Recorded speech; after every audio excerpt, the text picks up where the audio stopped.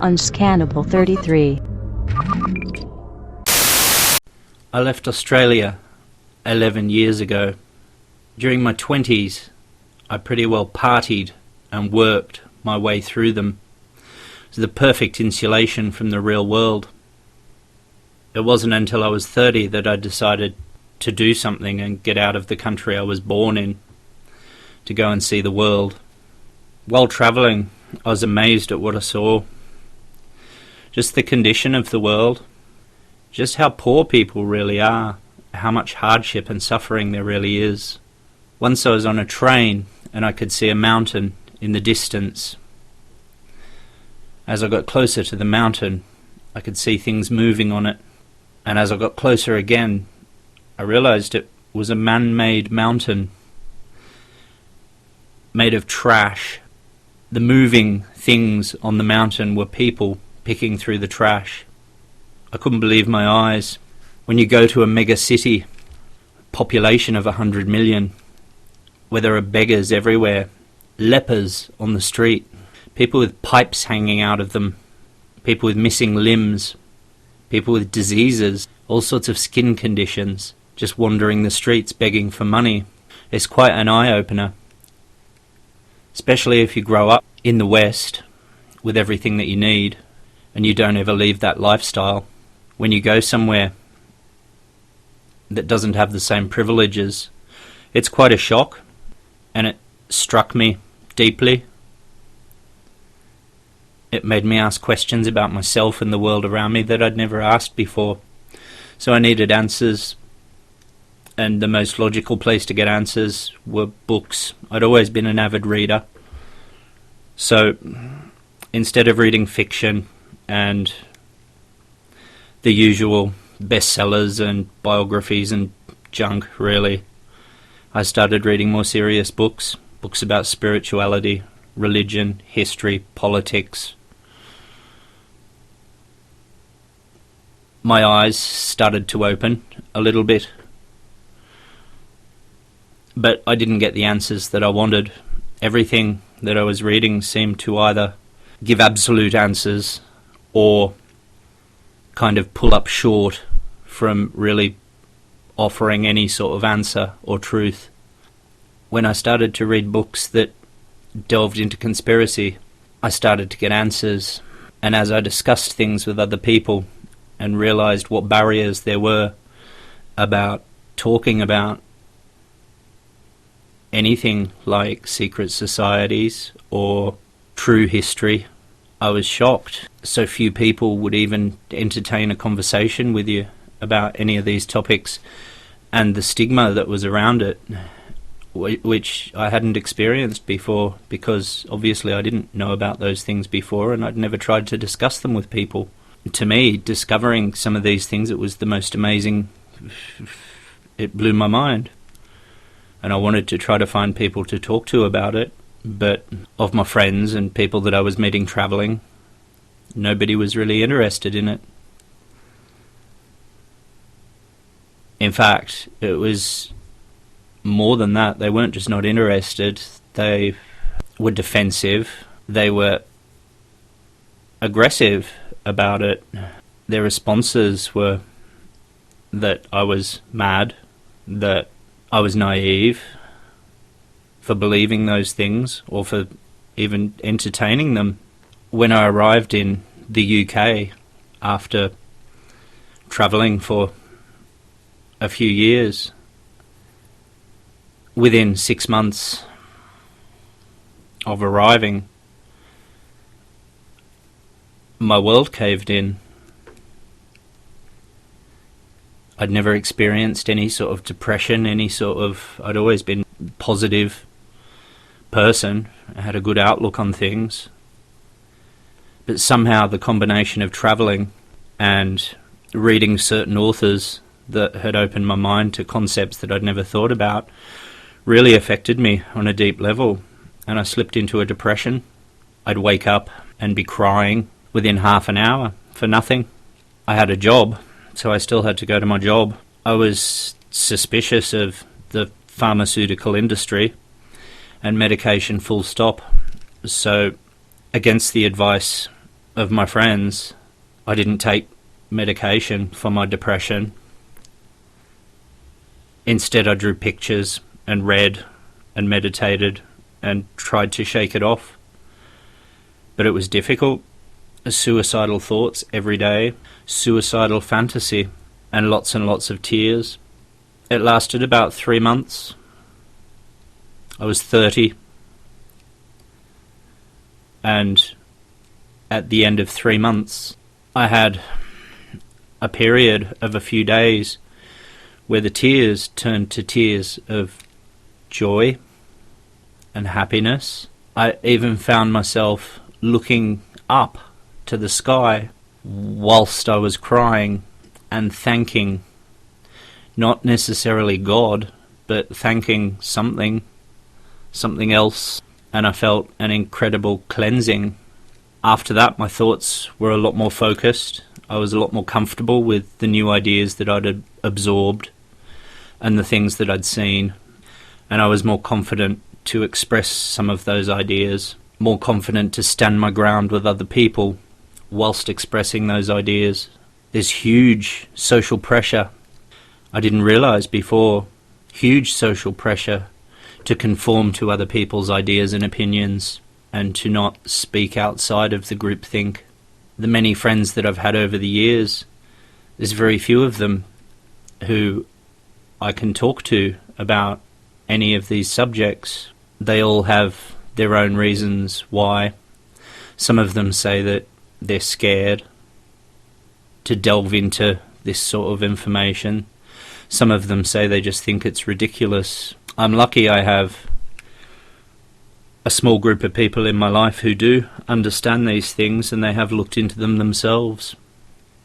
As for the rest of my friends, the relationship is kind of strange, really, because when we talk, I listen to them talk about festivals, music, film, the usual culture, and I make an effort to subtly try to discuss some of the things that I'm interested in without freaking them out. But it's difficult. And now, as the years have gone by, I've got a reputation with all of them as being, well, just a conspiracy theorist. And very few of them, who I've been talking to for years, have made any effort to look into any of this information themselves. I don't know what difference it made while I was depressed by not taking medication. I have several friends who have dealt with issues over the years by taking the prescribed medication. If anything, their problems have gotten worse, and what was initially meant to be a short-term stint has now turned into a long-term use. It's just crazy, really, that 9 out of 10 people just can't see this at all. I read a book where it is compared to one of those magic pictures where there's a forest. The picture has a caption underneath that says, "Can you see the boy with the cart and the donkey?" And if you look into the trees, yeah, you can see a boy with a cart and a donkey, the outline made by the trees. And once you see the boy with the cart and donkey, you can't help but see the boy after that. But until your eyes actually make it out and your mind registers it, all you're looking at is a forest. I think that's a good analogy. The indoctrination is so heavy that people can't see this system that they live in clearly. Like I said, in my 20s, all I did was work and party, and I didn't think of anything, really, aside from working and partying, maintaining a large group of friends, going out, doing things, getting loaded on drugs, and working, getting money, short-term plans, and not much going on up top, not much thinking going on. The combination of travelling and reading was really what changed it.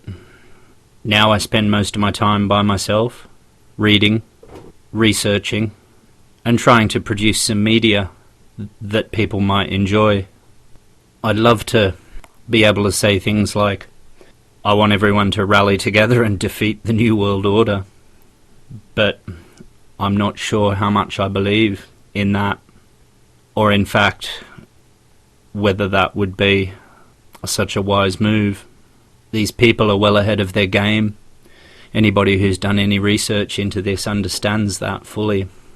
Revolutions of past have been propagandized into existence by the very same people that the revolution is meant to be overthrowing.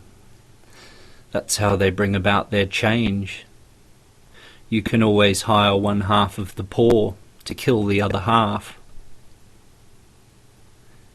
So by raising your fist, or a megaphone, or whatever, you may well be playing into their plan. There is definitely some sort of wake-up going on, but I can't help but feel that the wake-up itself is engineered. The elites of this world would probably like nothing more than a minority in society to start rallying in the streets. Whatever organizations rise up, they will be co-opted and infiltrated. That's how it works. The hypocrisy and corruption of your occult plutocracy is exposed, and the knee-jerk reaction from most people is that they must do something. Compulsive virtuous action is a dangerous affair, and it's easily manipulated. People with the strongest opinions are often the most ill-informed. I think it's definitely time for people to start talking, not to be afraid, to put your hand up and not be bullied anymore. There's no doubt about that. But how conscious we are of what we do is very important. Whether we're waking up or being woken up is a huge issue. If I wanted to engineer a revolution, I'd create a means by which people had access to information about that corruption and hypocrisy. I'd make sure groups became aware of just how bad the situation is. I'd make that information emotive and get people drawn into it and passionate. I'd give those people leaders to follow. I would convince those people that violence is an acceptable form of action. And then, when the time is right, I would pit one party against the other, and like lambs to the slaughter, the revolution happens. And then as a result, the change comes into place. I'd convince them that the change that they so passionately want will be for the good of everyone. That's what every revolution has been about, cultural or otherwise. People thinking that they're making change for the better. But down through history, we've never really seen any change for the better. Every revolution that's happened has only really brought the agenda on. Of course, people would get some of the things that they wanted, but just like when you vote in a politician and they promise change, they go back on so many things that they said they would do. They do just enough to keep some of their constituency happy, but they generally go back on most of what they promised. There would be changes to the banking system. Instead of a massive banking cartel, you'd have a smaller banking cartel. There would be changes to environmental policy. There would be changes to distribution of wealth, but not really to benefit the people. None of these things would happen to benefit the people, but just enough of these changes would happen to make the people who participated in the revolution think that the revolution was a success. So to all who are interested, stay conscious, read, think and talk. Don't be afraid. Subvert the groupthink and the group speak as much as possible, but subvert it intelligently. At this stage of the game, it's more about survival than victory. Unscannable 33.